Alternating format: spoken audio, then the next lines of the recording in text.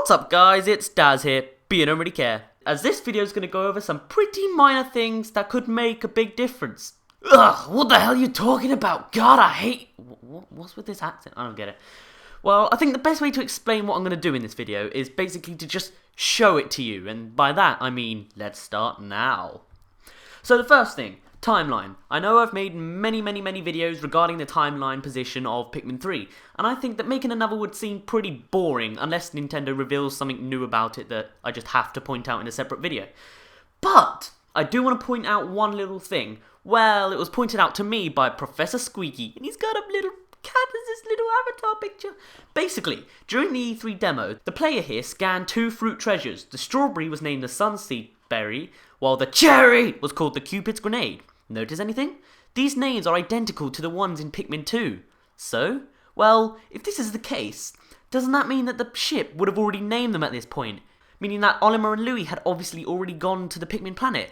So, do these fruits confirm that Pikmin 3 occurs after Pikmin 2? Alternatively, these names could be used as a filler for the fruit names so that they avoid any spoilers of Pikmin 3. The second thing to mention is the Nintendo Direct footage. I'm sure you remember the Pikmin sprouts on the ledge at the end. There are 5 purples and 5 or 6 pink Pikmin! So what? This is old news. Well, why 5 or 6? It is possible that because this is challenge mode, they are just spawned as sprouts in these places, like they did in the Pikmin 1 challenge mode. Alternatively, as Video Game Monster 64 noticed, it could possibly hint to pink candy pop buds. In Pikmin 2, there were 6 variety of candy pop buds, each with the ability to transform 5 coloured Pikmin into 5 Pikmin colours of the matching colour of the candy pop bud, with the exception of one making more. God, that was a mouthful, wasn't it? So maybe, because there are 5 in that location, or 6, this footage indirectly confirms the return of candy pop buds, and on top of that, pink ones. Another thing to mention is the abilities Hazard and Pikmin. Okay, that's pretty vague. But the point I want to focus on is Sunset. During the Hazard video, I hinted that if a Pikmin could dig, they might be able to survive sunset. However, it seems doubtful that there will be a digging Pikmin because we already have one, in the form of a white Pikmin. They can see underground and collect fully submerged treasures. This fact was reminded to me by ManMan3872. Alternatively, they could switch up the abilities again, like they did with the yellows and the bomb rocks. But, still on the topic of sunset, it is possible for another ability to help you survive it. Flight. It was pointed out a couple times in the comments that pink Pikmin would probably be able to fly away from their sunset dangers. Alternatively, the flight ability could be similar to that of the Bee Mario in Mario Galaxy, as maybe they could only fly for a limited amount of time, so maybe they can't survive sunset and they just fall down with their wings all tied and then nom nom nom for the bad guys. Now onto bomb rocks again. Now I just mentioned that the abilities of the yellows were switched around in regards to the bomb rocks. But whatever happened to the bomb rock ability? In Pikmin 2, it was just dropped. Instead, there were these massive bomb rocks which could not be carried and would prepare to explode when you hit them. Maybe now, with the new rock Pikmin, they'll be able to handle bomb rocks themselves. And also be immune to explosions? Continuing on with abilities, notice how all the Pikmin have a second ability. No? I'll go through them then. Red Pikmin, fire resistant and do more damage because of their thorn-like nose. Yellow Pikmin, bomb rock / electricity depending on what game, and are thrown higher. Blue Pikmin, can swim and I guess they save other drowning Pikmin. Purple Pikmin, much heavier and can stun enemies. White Pikmin, poison. They are both poisonous and immune to poison, and can see underground / can dig. Again, these were pointed out by Video Game Monster 64. Nice job. So, what does this mean? Well, I think we may have found out about the rock Pikmin already, crystal breaking and are crush proof, but there may be more. As for the pink Pikmin, we only know one. Flight. So, what is it immune to? Now characters, notice anything? The order. Why is it D-A-B-C? Why couldn't it be A-B-C-D? Or D-A-C-B-A-Q-R? Ah well, maybe it's a hint, maybe it's just life.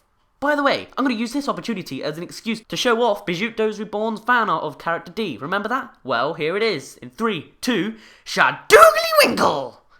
Anyway, now Nintendo Land. And in it there are 3 new power-ups. The Hammer Seed, the Whip Seed and the Knuckle Seed. All possibly representing the purple, pink and rock Pikmin respectively.